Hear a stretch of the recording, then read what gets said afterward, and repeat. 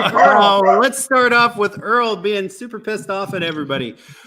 Hello, everyone, and welcome again to Never Enough Rally Chat. My name is Matt. Along with me, normally, AJ is in a lake, or on a lake, I guess. Yeah, asshole. Could have happened to anyone. Yeah, no. As long as you're social distancing yourself, I guess that's the important part. We are. I got fed up today and I moved into the lake cabin. Nobody was using it. That seems like a smart idea. Okay, so whoever has the video, turn that off. Yeah, he tripped and fell and landed in a kayak. Yeah. Oops, I tripped and fell.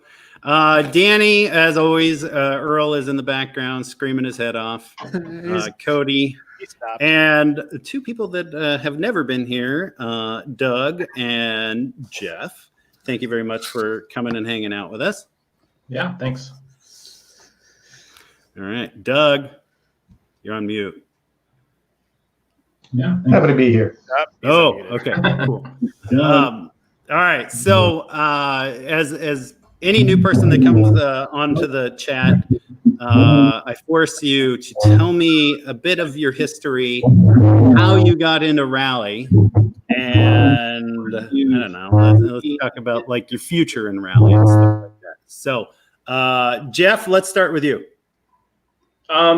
Well, I had a kind of a long history of riding motorcycles. Grew up riding dirt bikes in the woods, doing cross country enduros. In 2000, did that. Also started road racing bikes when I was 20. Did that for several years at the club and pro levels. I'd call it semi-pro since I wasn't being paid, but racing at the pro against the pro guys.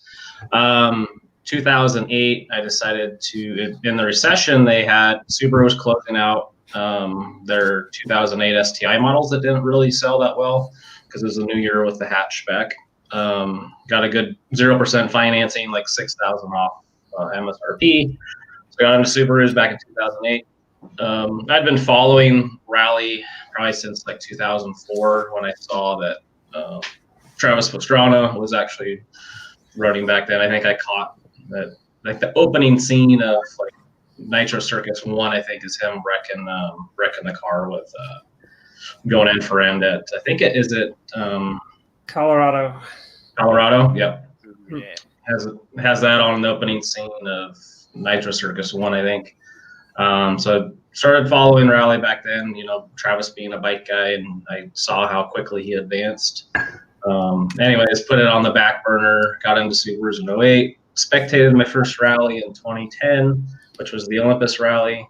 That was the only rally I spectated before I decided I wanted to get into it. Again, saw kind of how of course, everyone spectates the fast guys and the factory cars and the $150,000 car and big budgets. So I kind of thought it would be too expensive for me to try. Put it on the back burner. 2012, decided to sell my 08 so I could buy a cheaper car. So I sold that car and acquired a total STI. So then took me about 2 years between selling and acquiring and building to get into rally in 2014. Did you ever even consider two-wheel drive when you were in that process? No, I used my motorcycle racing background. Back then you had to have you either had a restricted license or unrestricted.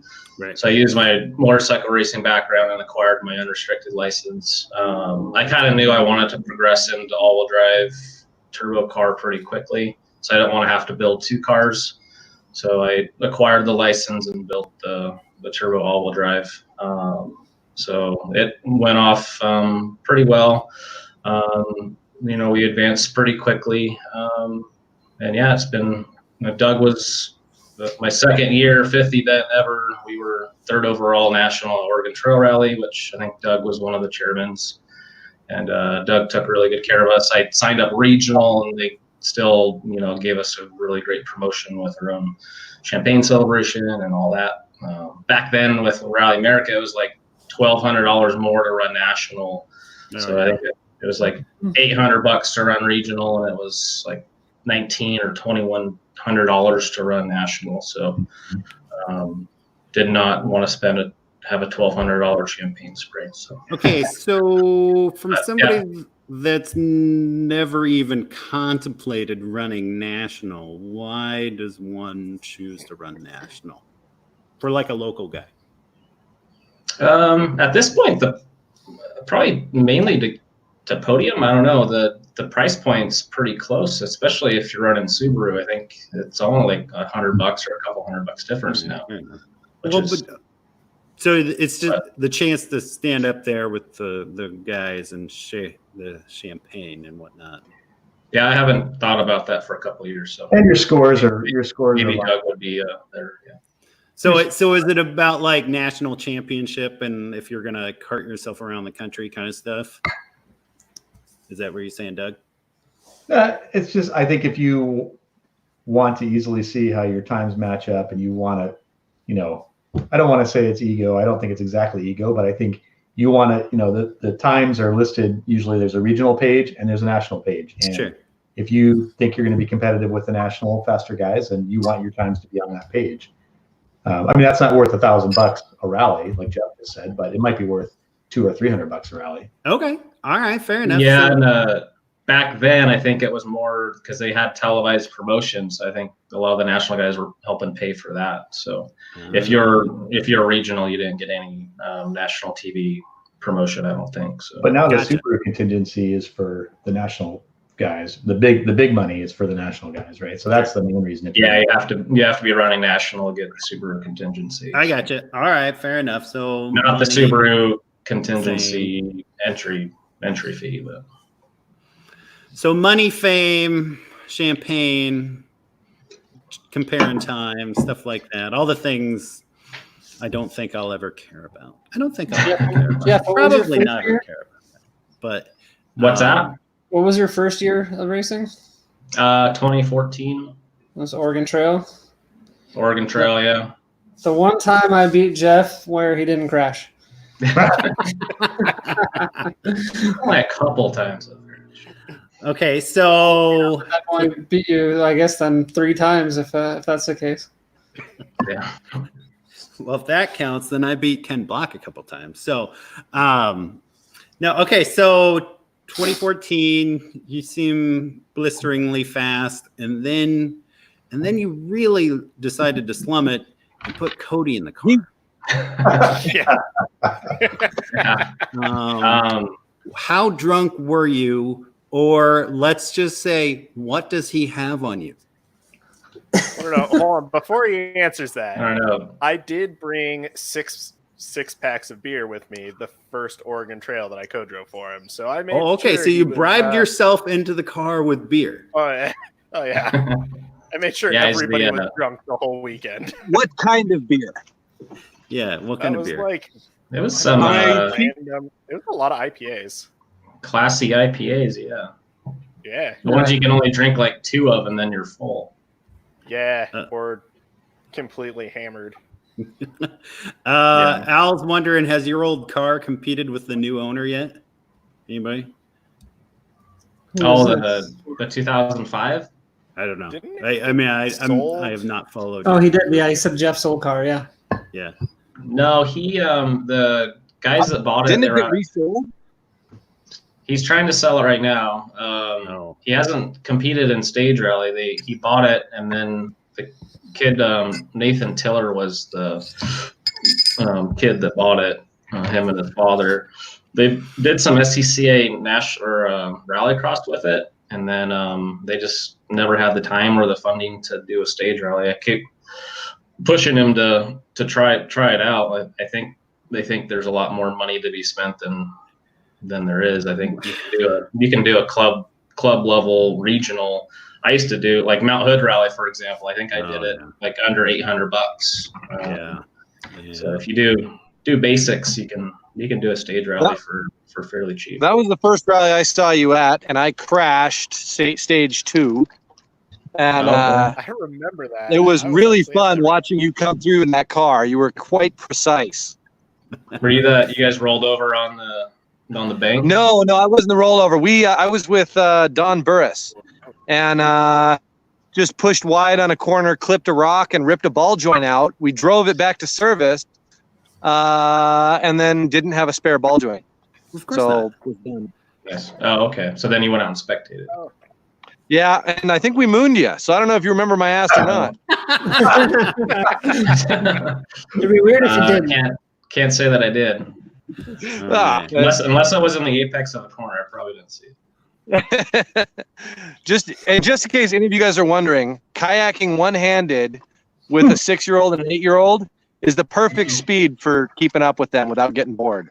Okay. I'm impressed, actually. Okay, so you put Cody in the car. I mean, like I've met Cody, so I mean, you know, he seems okay most of the time. So clearly he offers. He got turned down by a co-driver in Idaho before he asked Cody. Wow.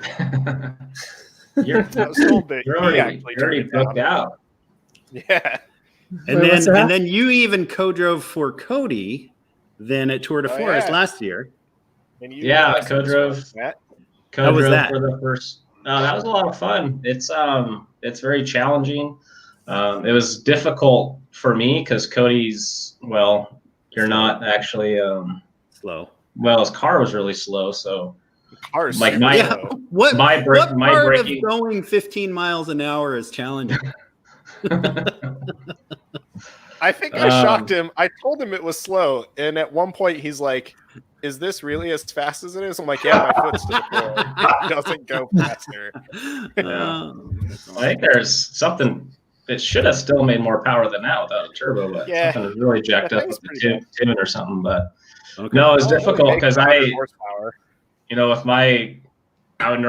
would normally have more entry speed, so like we're coming into corners and maybe the suspension levels are a little bit different, and then the car's shaking around a little bit. It feels like you're going a little bit faster at points than his car, but so we come into corners, I'm like, hey, this is a 3, and he's like, and then he would get brake super late, and I was like, oh yeah, that's that's about the right speed you take a 3, but just coming in, like, you think it was hard for me to just not being the driver to actually, and I'm always a terrible passenger anyways. If someone's driving aggressively on the street, like if I can't feel the inputs into the car, like I'm not a very good passenger typically. Co-driving, I was busy enough not to really notice that, but just, yeah, it was different. It was challenging. It was fun. Like, cool. It was a hard rally in general too, with all the fog and mostly at night. Couldn't see anything. Okay, well, right on. So, you know, once we're all allowed to go outside, I'm assuming you're going to be back in it with Cody, probably. I mean, yeah. As long as he's not. As long as he continues to supply the beer. As long as he doesn't have the COVID. Doug, I have a question for you. Yeah. You've got a nice running rear-wheel drive rally car that runs and does great, right? So far. Explain to Matt why you do not take the engine out of a good running rally car for no good reason, just to experiment. Well, all right, Doug, tell me why. I've given up trying to explain that to Matt. No, I've known Matt a long time. I love him, but he's going to do whatever the hell he wants to do, and he's taking a perfectly running, perfectly tuned car and just leaving it alone, right? I did. I mean, we'll get to. No, I didn't do anything to your car except just drive the piss out of it. But I mean, that was the thing. So, all right. So, awesome. So, Jeff, thank you very much for telling us your history and putting Cody in a car, because he would just cry if he wasn't in a car. Doug, before the RX-7, was there a car before the RX-7? Oh shit! Well, there was a rallycross car before the RX-7. Okay. It was a combination of 2 RX-7s that we bought off Craigslist for $700 total, and decided to go rallycrossing. And I think we had some vinyl made, and it said "Beater Raceworks" on the back. The cars were both total pieces of crap, and it really took 2 to make one good running car. And then Dan found some guy was advertising a Weber carburetor, 48 IDA, and the guy misspelled Weber, so nobody was looking for it. Nobody could find it on Craigslist. Right. And we picked up the carburetor for like, I don't remember exactly how much, but less than half what it was worth. Sure. And that was the thing that made the car come alive, because the stock crap on the RX-7, didn't work for it. So, yeah, that was before the blue and white RX-7 that you own, Matt. Right. So, and then I still remember the story. What was it? The blue and white one was up in Canada, right? It came from Calgary. Yeah. So tell me, Rallycross to rally. So tell me your story. Yeah. Well, so I started in off-road racing first. Am I allowed to share my screen? Can I show a picture? Yeah, absolutely. It shows up. Yeah. So once you do that, then I got to do it. But here, let me do that. Can you see that? Yep. So that looks boring. Sweet. I ran into this guy. We worked together, and we were working on some project together. And he tells me he had just bought this off-road car, and this is a Class 10 car, and was looking for some friends to help work on it and go do some racing. And I looked at him and I was like, dude, are you reading my mind? Because I'm looking for somebody with a race car that I can go play with. And this was like in '98, and we went. There were 6 of us, and we kind of joined up as a team, and we raced this car. I think 5 races. We did the Baja 500 in the year 2000. We did some races in Nevada, and it was never a real competitive car. VW powered Porsche transaxle. Sure. But it was a blast to work on. It was my first real automotive experience, aside from just like changing my own brakes in the parking lot or whatever. And I mean, this car has a lot of stuff on it. You can see the suspension. It's pretty serious. There was a lot of fab work. I can't weld for crap today, but we did a lot of fab work on that car, and I learned how to do a lot of things. But the main thing I learned from this experience, well, 2 things. One, desert racing takes a ton of vacation time, because every race is down in like Mexico or Nevada. So every race is like a week of vacation time. And then how to prepare a car so it doesn't break, because everything breaks on a desert racing car. And so, I think I learned from this experience how to prepare a rally car really well.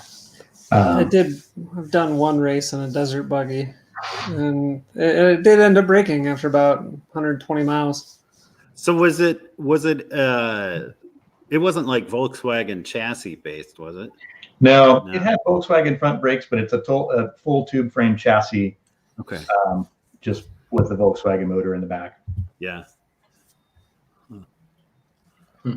So I never had to drive this car, but it was my first experience co-driving.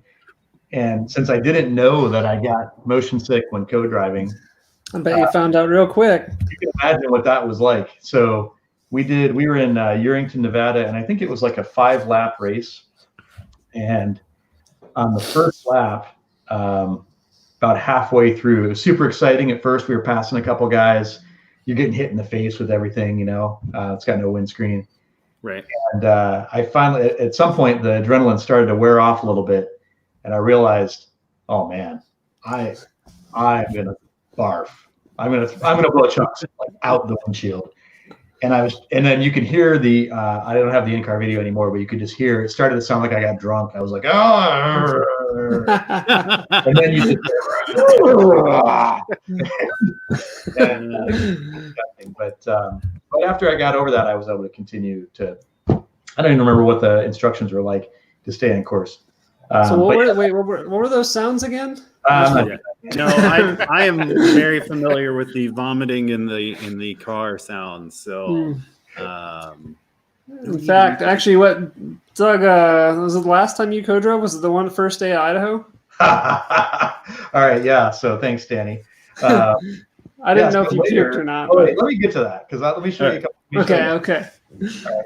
So then, let me show you some pictures. This was our next rally car, the RX-7 that we brought down from Calgary, and this was. Do you this think car you could Hey, Doug, do you think you could zoom out any possible farther with that thing? I don't know. How do you zoom on this? I don't know.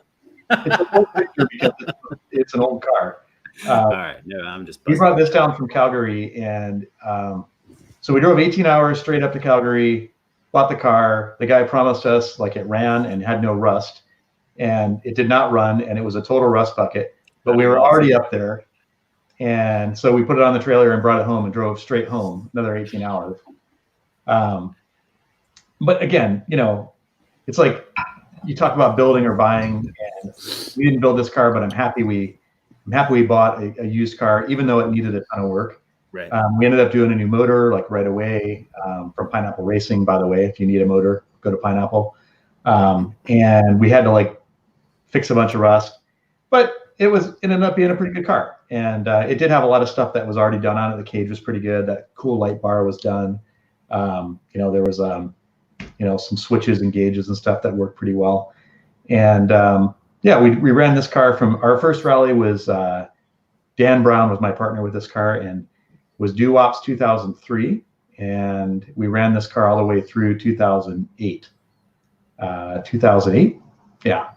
And a bunch of rallies, I think like 30 rallies during that time. And you guys swapped seats all the time in that car too, right?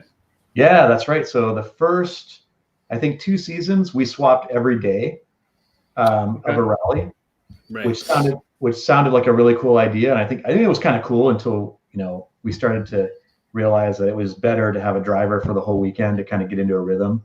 And like Dan isn't short, and you're not a short guy, but I mean, like, you guys had to have been moving seats, weren't you? We did have to adjust the driver's seat back a little bit, you know. So that was another thing. It was nice not to have to do at, you know, 11:30 on Saturday night, you know, after a full day of rally and a couple of beers. So yeah. Can you guys hear the slurping? Yes, I do. Thank you. It's so magical. But no, this was a blast. I mean, we learned a shit ton with this car. Just learned how to rally in general. Learned how to prepare a car so it could finish races. And I mean, it finished almost every rally it was in. I think the only rally I can think of that it didn't finish, we put it into a berm and broke an axle. But other than that, it was really, really good car. Yeah. So you gave it to Matt, and then he broke it one day. No, Matt was good with it. I was good. You broke with an that axle, thing. didn't you? I did break an axle. That was me trying to get out of a ditch, like just reverse to the floor kind of thing. And apparently the wheels just, and it sheared the axle off. Understandable. Yeah, I still have that piece, mind you. And Of on course my you wall, do. the wall of shame. You don't have a beard like that and not hoard stuff. No. I mean, it's actually here somewhere. I figured, yeah. No. I loved that car. It was like for Doug. I mean, it was a learning experience. Like because all I had was the Mighty Max before that, rear wheel drive stuff, and I'm like, oh, the RX-7 came up. Because I will be completely honest, like. I loved like that car and John Lane's car and the Bieros brothers and like, you know, like they're what you call the hero cars as I like to call them. So the RX-7 was one of my heroes. So Matt came to my house to buy the car and to look at the car. Yeah. And I felt like a rock star because he was clearly in awe of like the whole situation, you know. Oh yeah. And there was like a pile of bark mulch or something behind the car in my driveway, so we couldn't pull it out. And I opened the garage door and I was like, oh man, I'm sorry, you know, you're not going to be able to drive it today, but if you want to check it out. And I start to open the door and he goes, I'll take it. And I was like, oh yeah, I'll take it. It's mine. I'm taking this car. Okay. Well, you're gonna have to help me move the bark mulch so you can get it out. But. Yeah. Yeah, it did not take much convincing. Well, it mainly came down to see if I could wedge. Every time I show the label, I get a free case of beer from That's 100%. This is called product placement. Oh man. Product placement. I just want to say that not only does Pabst Blue Ribbon taste delicious, but it also cools you off on a hot summer's day. Why did you just get country? I don't understand. Because That was That's that Bobby. was his Jeffy Bobby. Okay. that's right. Oh, I think So Doug, going from $21.2 the million. RX, Doug, going from the RX-7, what brought you to the STI? Yeah, all right. I gotta share another picture. Oh yeah, you gotta. Why was I not told to have a picture roll ready to go? You gotta share it again. That's up to you, Are you man. not on a computer? I mean, like, Well, I got a brand new. we all know computer. what an STI looks like. So, Ooh. Show the screen real quick, Matt. Subaru's a Subaru. oh, sorry. There we go. Yeah. Nope. Sorry, it's tiny again. I don't Yeah, know what to tell you. No jokes, Jeff. Hey. Yeah. Yeah. So this car. So yeah, we were. All right. So just real quick, there's kind of a funny story with us following the Hintz brothers around. So when Matt loved our car when he was getting to rally, and I loved the Hintz brothers. So they had that black turbo RX-7, and I was like, hell yeah, we're building an RX-7. That's part of the reason we built an RX-7. Plus Havis's orange RX-7. Oh yeah. Yes. So we built RX-7, and the first race that we raced in, Doo-Wop's 03, the Hintz brothers brought a new WRX out and raced that. Okay. Yeah. And so that, it was fine. They were super fast. And then we raced our RX-7 for 5 or 6 years. And then I was like, all right, it's time to try something new. And I was like, the Hintz brothers have a WRX. We should build a WRX. That'd be pretty cool. And Gabe Von Elfeld had this car that was kind of in process. He built, the cage was in it. And then there was a bunch of parts in like 2 huge crates. And I can't remember why he was getting out, but we bought the car and put everything together with the help of Rally Tech. And we just wanted to try something new, really. I mean, the RX-7 was fun, but it was like, let's try something more modern and a little faster. And I mean, this car was incredible. We started just with a Forester 5-speed and all the Forester driveline with I can't remember, the motor was a legacy motor with a WRX head or something. And after a year, we upgraded to all the STI driveline stuff, and I mean, it was incredible. This car was way faster than we were capable of driving it, which was cool. I mean, it was fun to experience that, and you could learn so much every time you took it out. I wish we could have got a lot more seat time in it, but I really enjoyed driving it. It was a blast to drive. It was just way more expensive to run than the RX-7. I mean, when the RX-7 broke, it was $100, $200, $500. When this car breaks, as Jeff knows and others, I mean, it's $1,000, it's $2,000 to replace a diff or a turbo or whatever, So really enjoyed it. We weren't as competitive as we could have been in the car, given its capabilities, but I still am really happy that I had it. Okay, so then you learned all-wheel drive sucks. It's like cheating. Yeah. Right. It's like, here's we got wheels pushing you. Oh, and a turbo. We skipped over what happened to Doug the last time he co-drove in that car. All right. In the RX-7, I could co-drive. I mean, the car wasn't fast enough. I have to use a scopolamine patch, but it was fine. And in the STI, I mean, the car was just.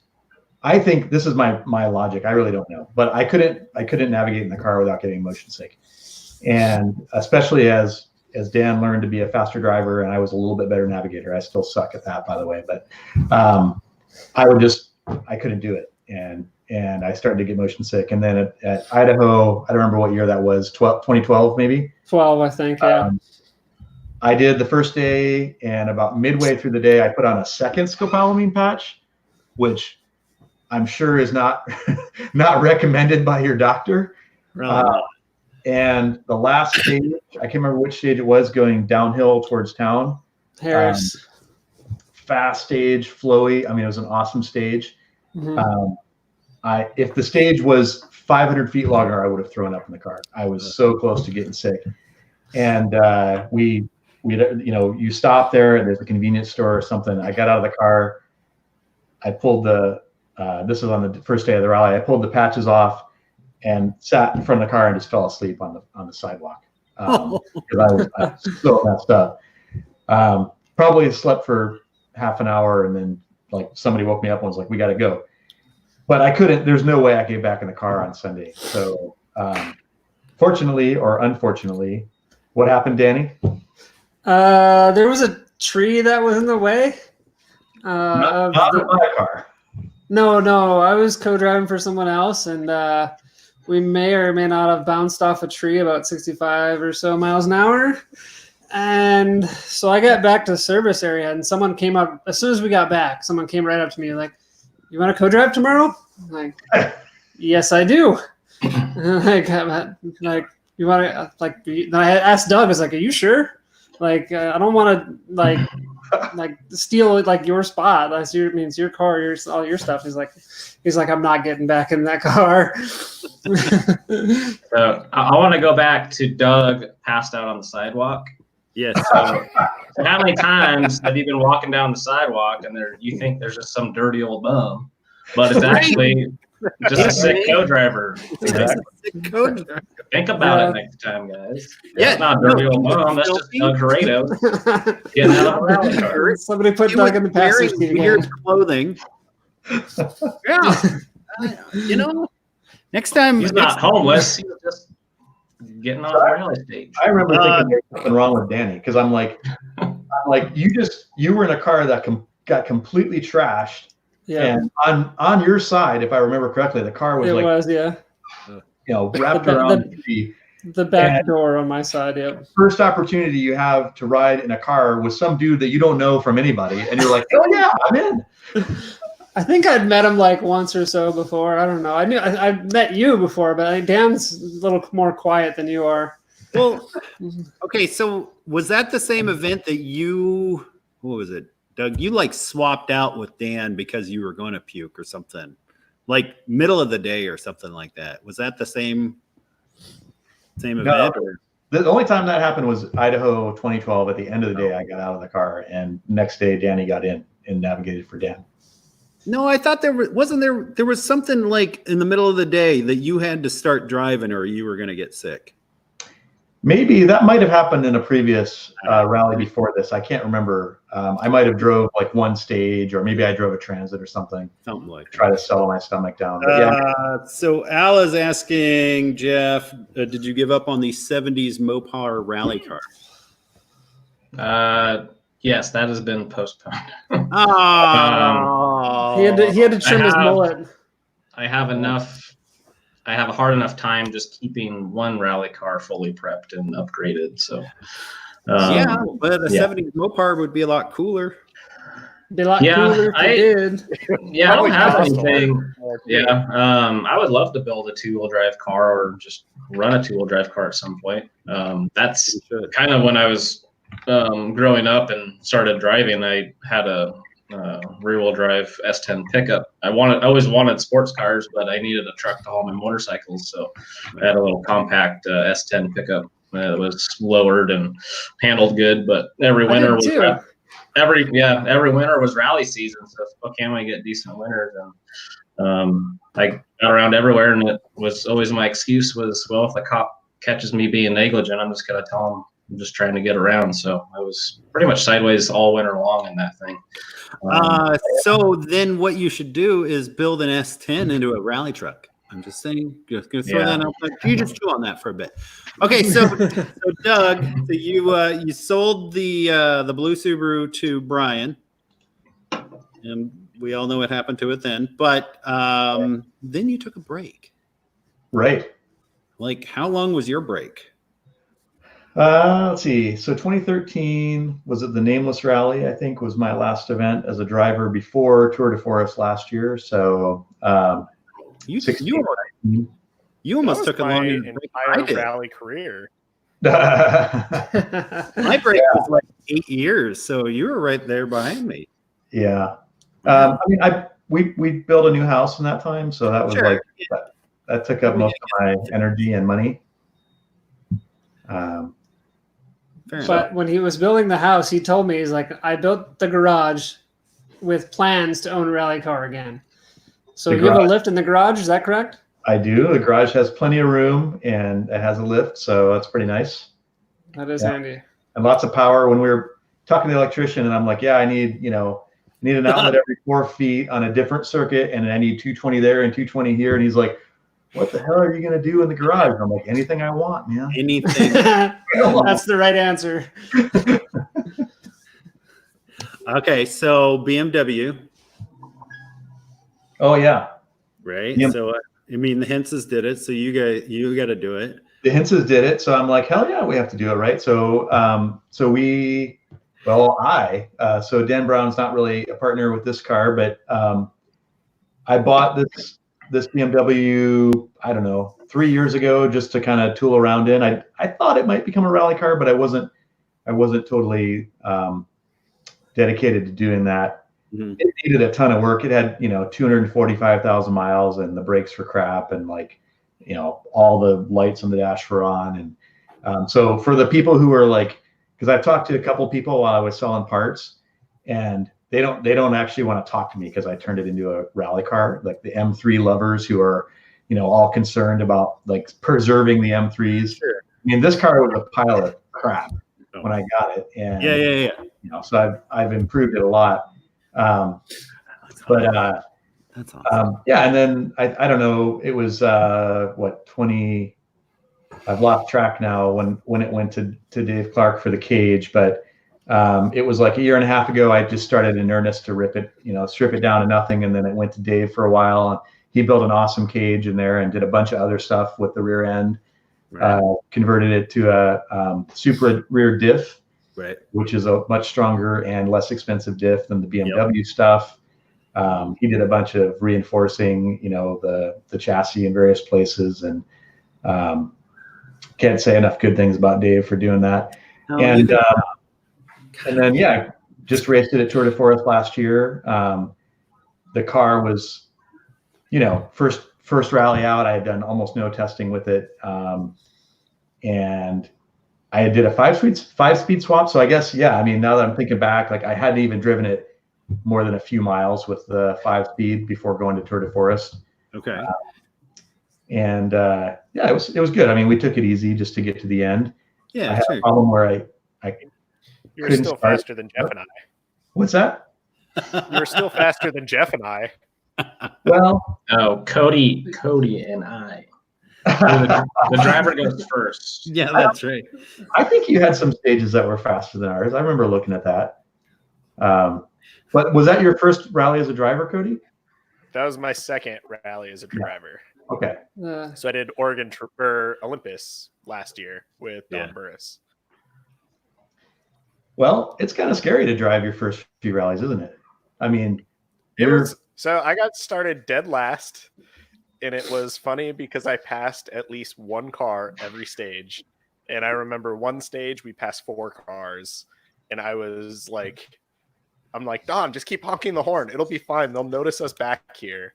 And at one point we were behind Jacob in the Brat, and I'm like, I need to stop driving so hard because he's going to look in his rearview mirror and just totally crap himself. Like, our notes, I can guarantee our notes were better than probably the bottom quarter of the field. And it's like, Right. I'm driving to the notes and they were good. And it was a lot of fun. That's hilarious. And then going from that to Tour de Forest, it was like, oh my God, I can't see anything. And this is terrifying. And it was like a huge step back. It was weird for me. Super technical stages too. Yeah, they were really hard stages. Yeah, when you get on the elevation like that, the clouds are all so low. Like I remember I did it with Travis Neese one year, and I couldn't see a damn thing. I'm just calling notes by the feel, and he was like, "I can see fine." I'm like, "No, you can't." Like, there's no way you can see any of this. Yeah. The fog really plays a big technical factor. Like, you really have to focus on the distances between the corners. So I was trying to do that when I was co-driving, just to keep myself in sync. And we never got off in the fog.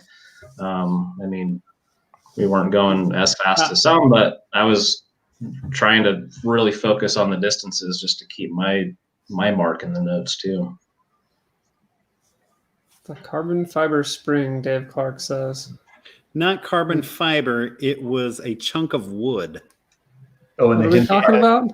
And so the heads Beamer, they lost the spring on stage, and so they shoved it. Oh yeah, I remember that they found on the side of the road to get it back to service. To make it back into service. Yeah, there's a good photo of that. So that's what the organic rear shock that Dylan's talking about. No, that thing was hilarious. I loved it. Okay, so Doug, once we're allowed to go outside and see the sunshine, I mean, you're coming back out and we're playing and doing all the things, right? Oh, yeah. So you're committed to get back out there and do the stuff? Yeah, you're asking me about racing or organizing? Yes. No, racing. You're always going to be an organizer, but you have a car. Yeah, so now you need to balance. I was entered for Olympus, and I mean, that's what I'm excited about doing is getting out there and driving whenever we can. I mean, I'd go drive anywhere right now. I go, track day, drift day, rallycross, autocross. I don't care. I mean, I just want to get out there and drive. I would too, but somebody's got my car at their house, and I don't think they finished it. Okay, so what are you doing to his car? Or what are you supposed to be doing to Danny's car? Well, I'm supposed to be working on it. Well, right. I'm sitting on a trailer still. Well, so I have a GTX in my garage that yours or somebody else's? It's broken. It's my third GTX. And so it has a motor that was in Phil Myers' rally car, and it's trashed. It needs to be rebuilt. So I need to pull that out. And then Danny's car will go in the garage. I'm going to go through and I'm replacing synchros and the transmission case, one of the case halves. Yeah. And then I have CV boots sitting in front of me. The outer case half took a rock, and yeah, it's got a hairline crack. I put a seal. I put Honda Bond on it, which was just RTV, and it held for 3 rallies so far. But I was also all 3 of those rallies I was driving without a second gear synchro. So finally got to the point I was like, all right, I think I can afford to fix this now, and I feel like I probably should before I try to race it again. So that seems smart. Yeah, that seems smart. So so when are you going to take the damn GTX out of the garage? Hopefully tomorrow. Oh, tomorrow. Okay. Yeah. So be a little careful getting that thing off the trailer. Oh yeah. So they cut my hours at work, and I was like, oh man, I'm gonna have all this time to work on Danny's car. And then I worked 5 days this week, and I've been working 12-hour days, and it sucks. And so I'm like, okay, I have the GTX at the point where it's completely torn apart, engine's out of it. I'm gonna pull the GTX out, put Danny's car in the garage, and then be able to start on it. Or I'll drive it to work and do it at work, and it'll be done in like a third of the time. Then maybe you should do that. It gets iffy at work, but okay, well then don't do that. It's hard to work on projects when you don't have a deadline too.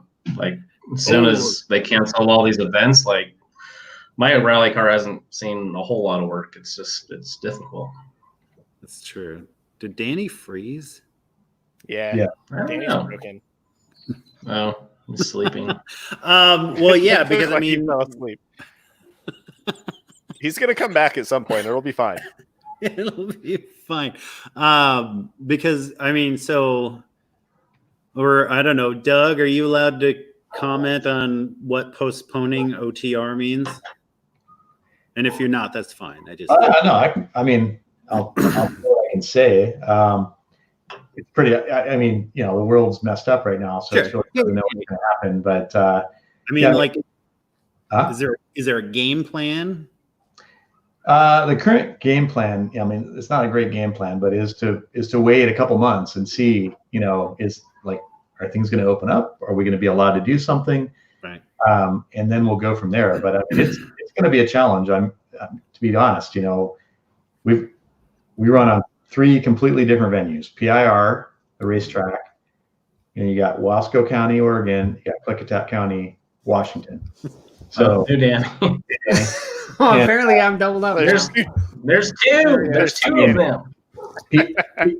PIR scheduled out way early, so all their events are scheduled for the whole year. Early, well in advance, and it's not going to be easy to find another date to get PIR later in the year. Both of the counties are, they got other things going on right now. Oh yeah, they're not interested in. It's not just rally. It's like, no offense to rally. It's like, oh yeah. We're busy, guys. We got really important things to work on, and when we have time, we'll talk. But we have no idea when that's going to be. So, and our job is to keep good relationships with those folks. Yeah. And, we've worked really hard to develop good relationships with them, and part of that is, listening when they need us to leave them alone. And right now, they need us to leave them alone. Fair enough. And so, somebody called that. What is that noise? Weird. Anyway, so we'll take another look at it Sure. in a couple months, and I hope Oregon Trail happens this year. I think what's probably more likely to happen is maybe some alternate event, maybe a one-day regional on like a subsection of the road that we've used. Yeah. I think it's going to be really hard to get PIR again. And it's just hard to know if one or both counties would let us in this year. So if we do get a 1 day, can we call it Mount Hood? Please. Can it be Mount Hood, but not near Mount Hood? Mount Hood in Washington in parentheses. Yeah, exactly. Yeah. I don't know. We'll have to see. All right, fair enough. No, and I mean, I'm not like trying to push like we need it now and all this stuff. And it's chaotic and it's crazy and all that stuff. And what do you got there, Bobby? I'm just sharing pictures like Doug. I like it. No. See, Doug actually used his computer. I don't know how to do that. Don't know how to.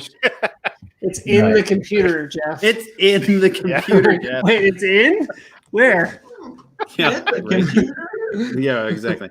No, I mean, like, I think one of the last shows we were speculating on, like, say what Olympus might do is, in pure speculation of replacing like a Tour de Forest time frame, right? And then that kind of makes sense because they're kind of both in the same area and stuff like that. But sorry, I was on a beer run. So Doug, as an organizer, what do you think the first round's going to be after this whole deal? Southern Ohio or Maine? I don't know. You don't know? I mean, I'm not going to get all doom and gloom. I honestly don't know. I mean, every organizer is doing exactly what I did, which is you wait until you hear you can't run, and you plan like you're going to run, but eventually the government is going to tell you whether or not you can. Right. And so, I mean, for us, it couldn't have been an easier decision because I had no choice. They're like, yeah, you're not running. Okay, cool. Thanks for letting us know 2 months in advance. Like, that was great. For the other events, later in the series, you got to be an epidemiologist to figure out when we're going to be allowed to run.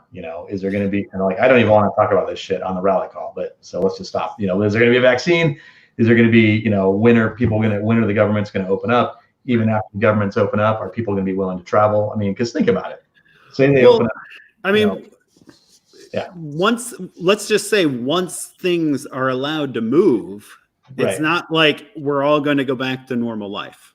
We're going to have to roll back into it in some sort of slow process. And your government folks are still not even if they open up, like restaurants and bars or whatever, that doesn't mean they're going to say, yeah, all events are welcome to host, so. Right. All right. Well, thanks. We brought that down. Cool. Yeah. No, that's a great question. Yeah. No. And I mean, it's on everybody's mind. I mean, let's be real. The whole point that I'm sitting here, like, talking about rally is because I'm bored out of my mind. And this is why engines get pulled out of cars randomly, because I don't know. Maybe a 2.5 will fit in there. Maybe. Well, it almost did. I'm not saying that. That's a nice shirt, by the way. I mean, That logo is totally this guy's idea. Yeah. No, I happen to have a 2.5 sitting around in the garage, and I thought, and it does fit. It just 2.5 is bigger than 2.0, so that makes sense. No, actually, it's not. Footprint wise, it's not. It's the heads are larger. So it's still bigger, yes, and more power. So it's bigger? Is that what we were saying? Okay, yeah. So bigger, Jeff, but it's not. But it totally is. changing subject. Jeff, right. If you were going to build a 2-wheel drive vehicle, Yes, for like regional rally, not national, just like to have fun with, what would you build? It's a tough one. Yeah. What is it?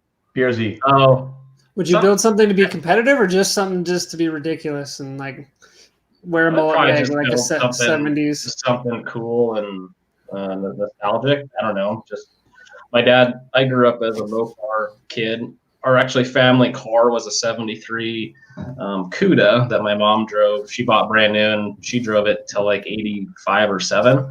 So we have a bunch of Mopars laying around. We got 2 Duster chassis sitting out, but after looking at it, the car probably wouldn't go through the woods too good. I think just the tail of it is like 4 feet from the rear axle. So that doesn't sound ideal. Well, with my driving skills, that section normally hits trees pretty quick. I mean, to be fair, there's a whole slew then of it Volvos spins out you. there. It would be cool to build it.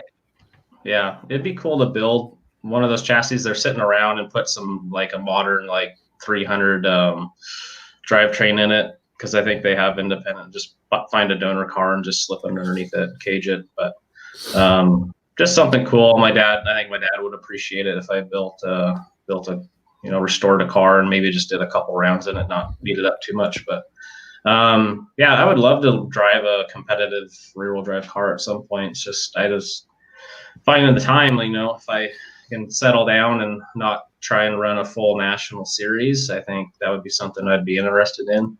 But right now I'm struggling just to keep, I pretty much do all the prep and fab work on my own car. So it's, I'm kind of out in the middle of nowhere. I wish my team all lived in Spokane. That'd be a lot easier. But even just having all my buddies, like my shop is half an hour south of Spokane. So it's tough to get people to come out and help on the car when you're just half an hour away. It's kind of, it's a whole another hour of, transportation here and there. So normally when we get down to the crunch time, people will pitch in, and you kind of saw that this last go around. We were on a pretty tight deadline. Just, when you get into fabrication mode, everything, it's simple, but when you're doing something, one off for the first time, it takes 4 times as long as you think it's going to take. So you don't quite think about that when you're working on a deadline. So we were prepped to have the car done before that first rally, and everything comes down to crunch time, and it's which rally were you talking about? 100 Acre Wood, the first event that got canceled this season. No, I was following you on Instagram. It didn't look like your car was anywhere near ready. It was close. We were going to have to put in some 18-hour days, but okay. And the wrap wouldn't have been on. Oh, the wrap was going on, but we postponed everything. Okay. What's that? Yeah, just because it was. I mean, everybody was pushing to make it happen. So we pushed the wrap back a week. Because you pretty much rebuilt that whole freaking car, right? Yeah, pretty much everything. We did the quarter panel section on the back, right? I had a body shop do that. Just they can get it done in a week. It'd probably take me a couple months to do it myself. But the front end was all custom stuff. I copied kind of what SRT did. They left me some pretty nice blueprints with some pictures they posted. So, but yeah, just aluminum upper hoop for the headlights and stuff. And everything took a long time to get done and get done right. Working with aluminum takes 4 times as long as working with steel. I've heard that. Super, stringent prep work with aluminum. Everything's goes super clean, and then TIG welding it. Pretty much you have to pull the part off the car every time you want to tack or weld something to it. So I had the front of that car on and off like probably 20 different times. But Jesus. yeah, So everything turned out. how much do you think you pull off of it as far as weight? It's tough to call. I don't have a set of scales. The car weighed, if you only had one spare in it, the car weighed like 3180 last year. And then I never had a set of scales, so it was always tough trying to go off of last time the car was weighed and what we put in, what we put out. So that's kind of why what happened at OTR was just miscalculations on everything. I was going to say, how much did it weigh with tarmac wheels? Yeah. And I mean, that weekend, the whole team was Sorry, new. that was low. Yeah. It was. And then, you're struggling to try and, do anything you can to get the organizers to give you the least amount of penalty. But that wasn't even organized. Okay. I was running like some really worn out takeoff, almost road race tires. They weren't really rally tarmac tires. So they were 7 pounds lighter per corner. So and then Krista asked when do we start shit talking, and then I said that, and she said, "There we go." Oh yeah.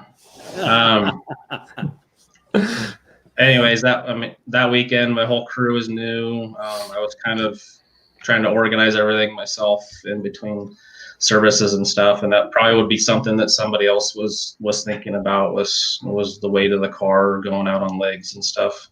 So yeah, it was because you're pretty low on fuel at that point too, because it already done a 14-mile stage, and we weighed the car at PAR with tarmacs and the full, and we were over 3,200, but I didn't,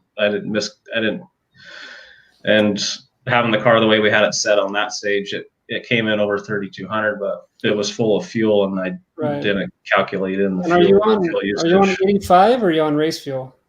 E85. So, and then they ran really low by that point. The year before, they ran the two tarmac Mary Hills together, and we didn't have the gravel stage, so I didn't think about that. Right. And then once I was sitting there staring at the scales is when I started doing my calculations, and it was like, I was asking Sam, like, "Hey, you got another, like, you have a spare tire I can throw in here?" Like once you start doing all the math in your head when you're staring at a set of scales ahead of you, it's So E85, you're looking at what, about 3 to 4 miles to the gallon on stage, I'm guessing? Yeah, 3.5 at best. Yeah. So you're looking at after 14 miles on gravel, I think is what it was, and then the two Mary Hills. Another 2 Mary Hills and a lot of transit. We were pretty empty on fuel. Yeah. Yeah. So, but anyways, did Doug just have a kid deliver a beer for him? He did. That's service right there. Whoa! I get beer. Jeff and I both had to get up to get beers. I can barely get my kid to like clean his bedroom, and Doug's getting like that's service. Did you text the kid, Doug? I texted him. I'm wondering before I had a chance to yes. what I wanted. That's awesome. My dog's he's not moving when I asked him to give me a beer. He's landing in a blanket still. I guess I gotta get my own. Big enough to carry a beer. So the car is open class. True. What's that? Question for Jeff. The car is open class now, right? Yeah, so that's one of the reasons why. So when we had the damage at Ojibwe, the frame rails got bent enough that they were going to have to be replaced. So that, I think, just the cost of materials is $400 from Subaru, and then the time and sectioning that in was a little bit above, my level of wanting to do, and then cutting it and doing what kind of doing the tube chassis in front of the frontmost suspension point seemed the easiest, and the weight savings was there. Just with the way we did the front end, I think we probably lost about 30 pounds with all the metal that's up there. And then undoing the dash and the harness from John Reed, we probably lost like another 80 pounds. And then miscellaneous stuff, I bet hopefully we lost around like between 150 to 200 pounds. Hopefully, Wow. so that should get us down around 3,000 to maybe like hopefully 2950, 80. So what's minimum weight on open class? 2,900. Oh, okay. And then if you have an active front diff, which is I think electronic front diff, I think it's Oh, that's right. They give you like a weight penalty or something. at 100 pounds. Yeah. So then, yeah, Doug or Dave, he says, so 2018, the car was always super heavy. I didn't have a lot of weight out of the car. So we were always over like 3,300 pounds before. And then 2019, I dropped some stuff out. I did my door cards. And because we originally built the car in 2017 to be a super production car. So we couldn't do a lot of modifications. And then that's when ARA transitioned from Rally America, and it turned into limited open, which and pretty much I think the car right now could be a limited open car minus the front frame rail conversion. So if I didn't cut the front frame rails, the car and do that custom front end, the car could be in limited with the parts that are on it, besides the fact that it would be underweight at this point. But, so I'm still running the stock turbo. I have some other parts to do, custom turbo setup, but until they lift the ruling right now, you can't run the air bypass. So I'm not going to change up my turbo settings right now until they lift that. So, man, that class sounds really complicated. I'll run my naturally aspirated 2-wheel drive. Holy shit! Like, Yeah. I'm good. So Well, then super cool. they do boost monitors too. So Yeah. I mean, there's a whole. are you running a 36 mil restrictor, Doug or Jeff? we were running 36 last year with a 22-pound boost limit, and we normally had it tuned to 20 pounds just to make sure we didn't hit boost cut, because we had a really hard boost cut set at 22 just to make sure we never got a penalty. So it's actually slower to hit boost cut and run higher boost pressure. The stock turbo will only carry a high boost level, like maybe for 500 RPMs before it chokes out. This year in open, you can only run a 34 in open, but you can run 27 pounds of boost. So we're running, well, we plan to run whenever the events start happening, race fuel and up to 27 pounds of boost, which the stock turbo probably will maybe only build it for a second and then taper off. But. So now race fuel, but what's that? MS 109, or what are you doing? Rally Max? Yeah, no, MS 109. It's quite a bit cheaper. So what is so as a national entrant in open car, what are you expecting like fees for a weekend to be? Let's say 100 Acre Wood where you're traveling. So traveling, I average. So if you average the whole season out, I think I average right around 7,500. That's with the longer distance tows. Yeah. I think 100 Acre Wood I had budgeted right around 7,000, 7,500. Going over to depends on crew and travel costs too. For sure. Sometimes we get really awesome crew that volunteer. Other times we have to end up paying for someone to crew. Most of the time we're paying expenses. Right. Most of the time, a lot of them are volunteering their time at even our level. Like it's the only way we can budget this stuff. To go back to Maine, I think last year or the year before, we didn't do it last year just because I didn't have the budget for it. To do Maine, it cost about $10,000 the way that we do it. You've done Maine twice? 3 times. I did it back. How many times have you finished it? Twice. That's 2 more times than I finished it. Yeah, first year we broke a wheel. Yeah, I remember your wheel. You didn't just break a wheel; you launched it into the woods, didn't you? And that was the second wheel we broke. We broke a wheel on the stage before that, and just went a little wide, and then there happened to be a culvert there. But there were some pretty seasoned team dynamics that we had on the car.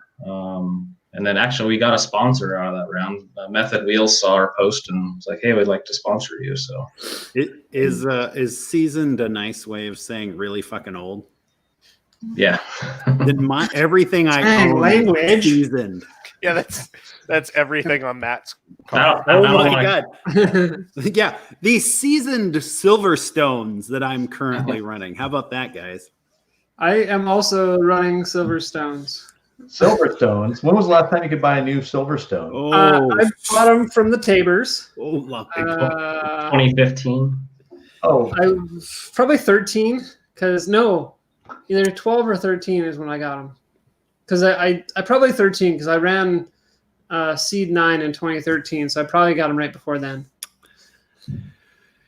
they're old, and I still have a Yeah. stockpile of them. So Yeah, so if anybody has some decent used tires they want to either sell me cheap or donate to my little Integra, that'd be great. The Well, car's those at are Cody's too house, so big. he can what's Yeah, that? just send them my way. Your tires are too big for the old junk that I have. right. Yeah, they're 185 65s.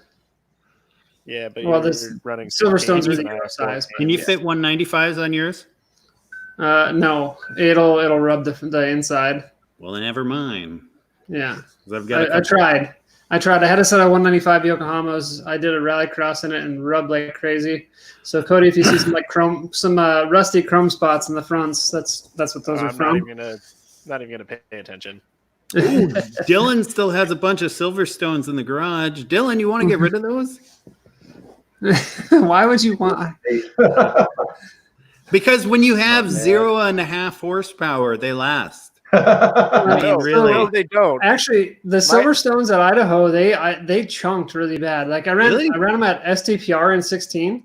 I had a brand new set, and at STPR they were great. They at the end of the rally they were in good shape, but at Idaho it just chewed them up. So Dylan, I can get them off without shattering. I'll deal with I it. don't know. If you need Those to get rid hand of it. cooks that I ran at Olympus last year, Matt, those things did not hold up well. No. Hand I don't cooks know. aren't They were new probably tires like- either. If they're They were probably like 8 years old though. Oh. Yeah, well, I mean, the car it's weighs just getting nothing. started. Yeah, right. It's You figure I bought those things in 2013. By that point, Silverstone had already shut down operations. Yeah. Yeah. So they were old stock that the Tabers had in a container somewhere, or I don't know where they kept them, but A Probably lot of them farm. were in a yard because yeah. I went and bought the last of their 185s and 195s from them, and they were all sitting underneath a bunch of trees covered in moss and stuff. so at the time when I got You're mine, fine. I ordered 8 of them, and Yeah. I had a roommate at the time, and I come to the garage, and he had made a cardboard box man out of these tires. So when I came home, there was like a 7-foot tall cardboard box man in my garage That's awesome. from tires. Yeah. All right, so yeah, so if Too anybody's hot got any or tires cold? they want to get rid of in the 185s, Danny and me were always, we're ready. I would also love some 185s. You don't need tires. 15s for me. You'll never I need do. tires. Your 12 gerbil power GTX will is never gonna- need tires. The problem is the GTX is going to have 15 soon. Well, Hooker says he's got 15s. Work on it again. No. Those are mine. I already spoke for them. Tim asked me if I was too hot for old hard rubber. And then Krista commented that that's a great pickup line. So I guess I am. Okay, so we've been we're gonna stop here because everybody's been staring at our face for an hour, and let's be real, nobody wants to look at this much longer. Again, thank you everybody for taking your time out of sitting at home and doing nothing and chatting with us. Doug and Jeffy Bobby, thank you very much for slumming it with us. We hope everything gets going here soonish because let's be real, we all want to be out driving cars. Definitely. Losing our minds. That's right. Getting at Cody, home. go work on Danny's car. Yeah, everybody guilt Cody a little bit. To Yeah, get yeah, yeah. my card on. Everybody I am send going Cody to- messages about Sober when you're sober, Cody. Not when you're. yeah. No, I'm gonna. All right. No, I work better drunk. It's fine. Okay, That's what I should we end do. with a chugging contest or something? Sure, you can if you I have a like. Black Butte. I have a really dark beer. I am not chugging it. You can do it. Sounds like Kara a poor would. choice for a Kara would competition. appreciate it. Yeah, I know that you would. we believe in you, Dan. It's almost But anyways, as thick as Matt's beard. Yeah. my dark is my beard. So- Dark is my soul, I think it is. All right. So thank you everybody for coming and hanging out with us. We'll do it again soon. I'm sure, people will get drunk and Jeff wins, and just Jeff like wins. normal. All right. Everybody take care and we will see you guys soon. Bye. Bye.